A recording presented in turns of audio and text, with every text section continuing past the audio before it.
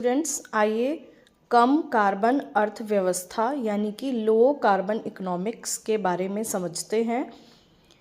कम carbon अर्थव्यवस्था ऐसी अर्थव्यवस्था है जिसमें कार्बन उत्सर्जन को कम किया जाता है और नवीनीकरणीय ऊर्जा के स्रोतों का उपयोग बढ़ाया जाता है। हम सभी जानते हैं कि मानव के विकास के लिए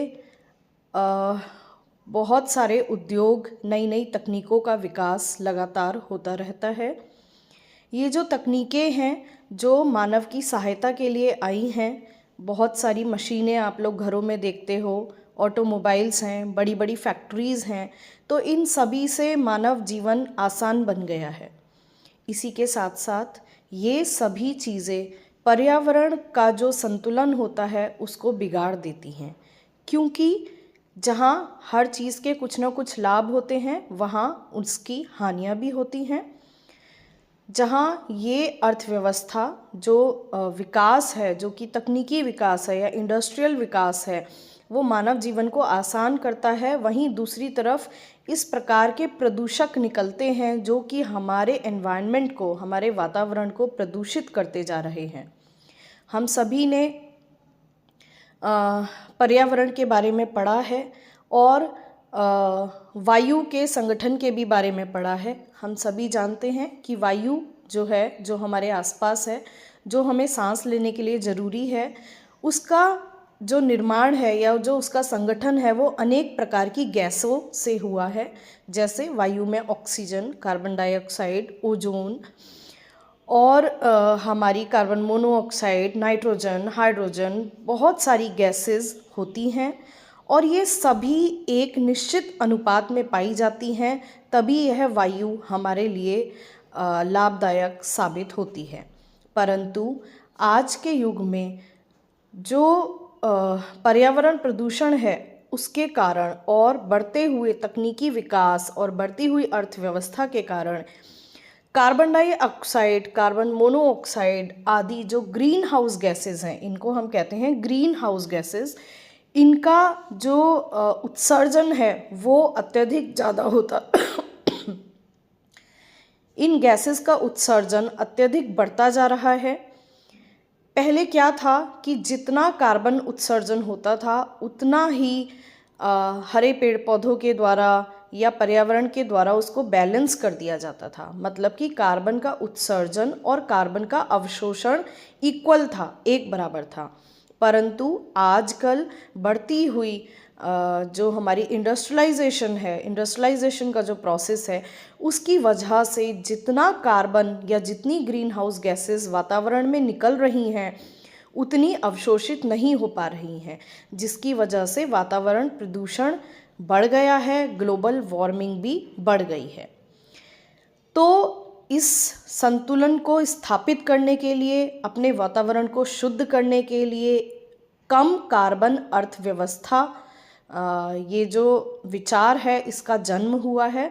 यानी कि हम ऐसी अर्थव्यवस्था, ऐसा विकास करें जिसमें इस प्रकार की वस्तुएं बने, इस प्रकार की अर्थव्यवस्था हो कि वो पर्यावरण को कम से कम नुकसान पहुंचाए, ग्रीन हाउस गैसेस का उत्सर्जन कम से कम हो और जो हमारा पर्यावरण है वो जीव जंतुओं के लिए और मानवों के लिए रहने के लिए सुरक्षित ही रहे। तो कम कार्बन अर्थव्यवस्था क्या है, यह आप लोगों को समझ आ गया होगा। इसके मुख्य उद्देश्य क्या हैं? सबसे पहला उद्देश्य है कार्बन उत्सर्जन में कमी करना। हम सभी जानते हैं कि कम कार्बन अर्थव्यवस्था का जो पहला उद्देश्य है वह यही है कि हम इस प्रकार की टेक्नोलॉजी, इस प्रकार का विकास करें, इस प्रकार की अर्थव्यवस्था को अपनाएं कि जो ग्रीन हाउस गैसेस हैं और जो कार्बन उत्सर्जन है वो कम से कम हो पाए, ताकि जलवायु का परिवर्तन ना हो, वातावरण शुद्ध रहे और यह धरती जीवों के लिए रहने के लिए सुरक्षित रह पाए। दूसरा उद्देश्य है नवीनीकरणीय ऊर्जा का स्रोत। हम सभी जानते हैं कि मशीनों को चलाने के लिए ऊर्जा यानी कि ईंधन की आवश्यकता होती है। ये जो ईंधन है ये हमें कोयला, पेट्रोलियम और बिजली, बहुत सारी चीज़ों से हमें ये ऊर्जा मिलती है। तो जब हम पेट्रोल मिट्टी का तेल, कोयला, लकड़ी, इस तरह की चीज़ें या अन्य जो स्रोतों से ऊर्जा प्राप्त करते हैं, तो इनको जलाने पर आप सभी जानते हैं कि धुआं निकलता है या कार्बन उत्सर्जन होता है, ग्रीन हाउस गैसेस निकलती हैं।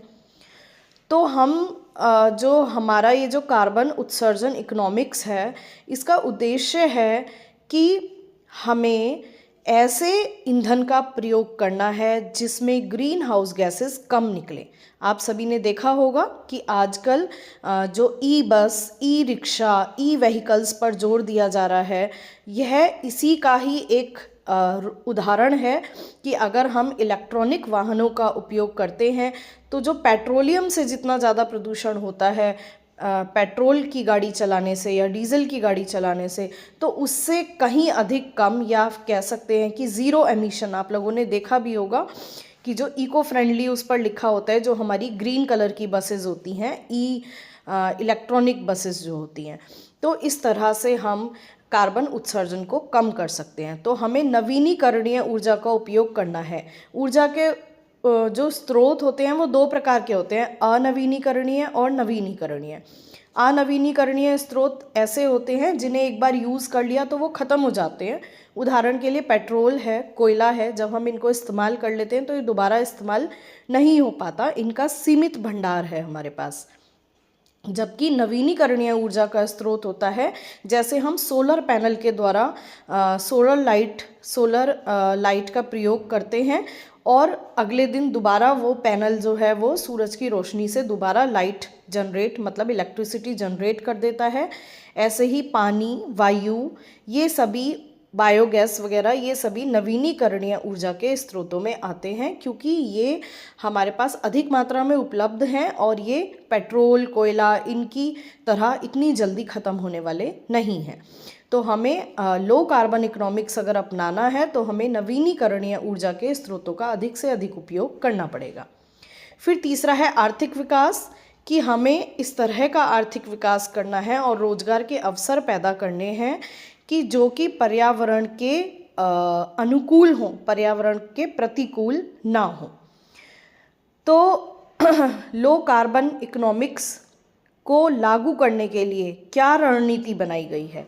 सबसे पहला है कार्बन कर, यानी कि ऐसी फैक्ट्रीज़, ऐसी इंडस्ट्रीज़, ऐसी चीज़ें जिनमें बहुत ज़्यादा कार्बन का उत्सर्जन हो रहा है, तो उन पर कर ज़्यादा, मतलब टैक्स ज़्यादा लगाया जाए, ताकि ऐसे उत्पादों का जो प्रोडक्शन है, जो उत्पादन है, वो कम किया जाए, मतलब उसको डीमोटिवेट किया जाए, और ऐसे उत्पादों का उत्सर्जन जो है वो बढ़ाया जाए जिनमें कार्बन उत्सर्जन जो है वो कम हो रहा है। तो कार्बन कर लगाकर हम उन उत्पादों को डीमोटिवेट कर सकते हैं। नवीनीकरणीय ऊर्जा की नीतियाँ, मतलब कि हमें ऐसी नीतियाँ बनानी हैं जिससे नवीनीकरणीय ऊर्जा के स्रोतों को लोग ज़्यादा से ज़्यादा अपनाएं, कंपनीज़ भी ज़्यादा से ज़्यादा अपनाएं। उदाहरण के लिए आपको एक बहुत अच्छा एग्जाम्पल बताती हूँ कि वो जो सौर ऊर्जा का आजकल अभियान चल रहा है, जिसमें कि लोगों को घरों के ऊपर सोलर पैनल लगवाने के लिए सरकार के द्वारा भारी मात्रा में सब्सिडी दी जाती है। इसी तरह से ई स्कूटी जब आई थी या ई व्हीकल्स जब आ रहे हैं, तो उनमें भी सब्सिडी के साथ सरकार ने उनको लॉन्च किया है, ताकि लोग नवीनीकरणीय ऊर्जा के स्रोतों को लेने की तरफ अग्रसर हों। ऊर्जा दक्षता, ऊर्जा दक्षता मतलब कि ऊर्जा का दक्षता के साथ, मतलब स्मार्टनेस के साथ प्रयोग करना। फॉर एग्जांपल, अगर हम ऊर्जा की बचत करते हैं, हमारी मशीनें खाली चल रही हैं, हम कमरे में नहीं हैं और हमारा फ़ैन, लाइट्स, ये सब चीज़ें बेफालतू में चल रहे हैं, तो इनकी बचत करना, मतलब कि जब हमें ऊर्जा की आवश्यकता नहीं है तब हम मशीनों को, इलेक्ट्रिक उपकरणों को, इन सबको बंद करके रखेंगे, तो जो हमारा ग्रीन हाउस गैसेस का उत्सर्जन है वो कम हो जाएगा। फिर चौथा है वनस्पति वृक्षारोपण, यानी कि वृक्ष, हम सभी जानते हैं, कार्बन डाइऑक्साइड को सोखते हैं और ऑक्सीजन को रिलीज़ करते हैं।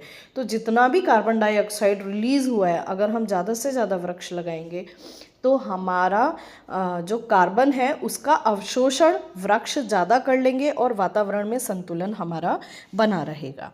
तो लो कार्बन इकोनॉमिक्स जो है, इसके कुछ लाभ हैं। क्या लाभ है कि अगर हमारा लो कार्बन इकोनॉमिक्स को अगर हम अपनाते हैं तो क्या होगा कि जो हमारा जलवायु परिवर्तन हो रहा है, आजकल आप लोग देख रहे हो कि सर्दियों में सर्दियाँ नहीं पड़ रही, या फिर पड़ रही हैं तो बहुत ज़्यादा पड़ रही है। ऐसे ही गर्मियों में गर्मी नहीं है, या फिर है तो बहुत ज़्यादा है, या फिर बरसात है तो बहुत ज़्यादा बरसात है। तो ये अचानक जलवायु परिवर्तन जो हुआ है, ये वातावरण के इम्बैलेंस के कारण ही हुआ है।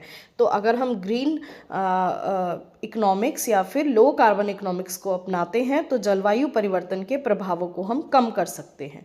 दूसरा, आर्थिक विकास, क्योंकि हम एक नए प्रकार की इकोनॉमिक्स को अपना रहे हैं, नए प्रकार के रोजगार देगा, ये नए प्रकार की चीज़ों के अवसर बढ़ाएगा, जिससे कि हमारा आर्थिक विकास जो है वो अच्छा होगा और रोजगार के अवसर भी पैदा होंगे। ऊर्जा सुरक्षा, ऊर्जा सुरक्षा भी बहुत महत्वपूर्ण है, क्योंकि जब हम लो कार्बन इकोनॉमिक्स को अपनाते हैं तो जो हमारे बहुत ही महंगे और बहुत ही कम मात्रा में उपलब्ध, जैसे पेट्रोलियम, कोयला आदि, ऐसे जो हमारे जीवाश्म ईंधन ये सब हैं, इनका स्टॉक भविष्य के लिए बचा रहेगा और वो एकदम से ख़त्म नहीं होंगे, क्योंकि पेट्रोल और डीज़ल इन सब का भी अपना महत्व है और इनका जो स्टॉक है, मतलब जो भंडार है, वो हमारे पास रहना ज़रूरी है। तो इस प्रकार जो लो कार्बन इकोनॉमिक्स है उसके ये 3 लाभ आप एग्ज़ाम में लिख सकते हैं। चुनौतियाँ, लो कार्बन इकोनॉमिक्स अपनाओ ऐसा हम कह रहे हैं, लेकिन अभी भी उसमें बहुत सारी चुनौतियां हैं।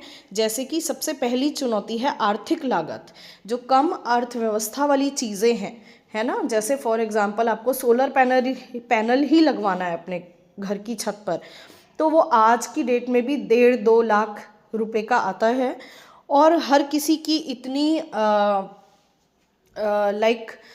उनके पास इतना धन नहीं है कि हर कोई व्यक्ति अपने घर के ऊपर सोलर पैनल लगवा सके। यानी कि आर्थिक लागत अभी भी ज़्यादा है, तो हमें ऐसे उपकरणों को या ऐसे कुछ चीज़ें करनी पड़ेंगी जिससे कि लो कार्बन इकोनॉमिक्स की जो आर्थिक लागत है वो कम हो जाए। दूसरा है प्रौद्योगिकी की कमी। हमारे देश में नए नए उपकरण नित्य दिन बनते हैं, लेकिन फिर भी अभी उस टेक्नोलॉजी की कमी है, उस तकनीकी की कमी है जिससे कि ऐसे ही उपकरण दिन प्रतिदिन बढ़ाए जा सकें जिनसे कि कार्बन गैसेस का उत्सर्जन कम से कम हो। उदाहरण के लिए हम लोग गर्मियों में एसी लगाते हैं, एसी से बहुत ज़्यादा कार्बन उत्सर्जन होता है, इसीलिए कहा जाता है कि लगातार एसी नहीं चलाना चाहिए। तो अभी भी उस शोध की, उस प्रौद्योगिकी की कमी है कि वो लो कार्बन उत्सर्जन वाले एसी सभी के पास पहुंच पाएँ। इसी तरह से जो तीसरी चुनौती है वो है नीतिगत समर्थन की कमी। यानी कि कम कार्बन इकोनॉमिक्स को अगर हमें अपनाना है तो हमें कठोर नीतियों का निर्माण करना पड़ेगा, कानून लाने पड़ेंगे और उनको फॉलो भी करना भी पड़ेगा और जनता से करवाना भी पड़ेगा। तो ये जो नीतियां हैं, ये सरकार को इस तरह के कठोर नियम और कठोर नीतियां बनानी पड़ेंगी कि हम जो लो कार्बन इकोनॉमिक्स है उसको अधिक से अधिक अपना सकें। तो इस तरह से अगर परीक्षा में आता है कि लो कार्बन इकोनॉमिक्स या कम कार्बन अर्थव्यवस्था किसे कहते हैं, तो आप आराम से इसमें 5 से 10 नंबर का लिख सकते हैं।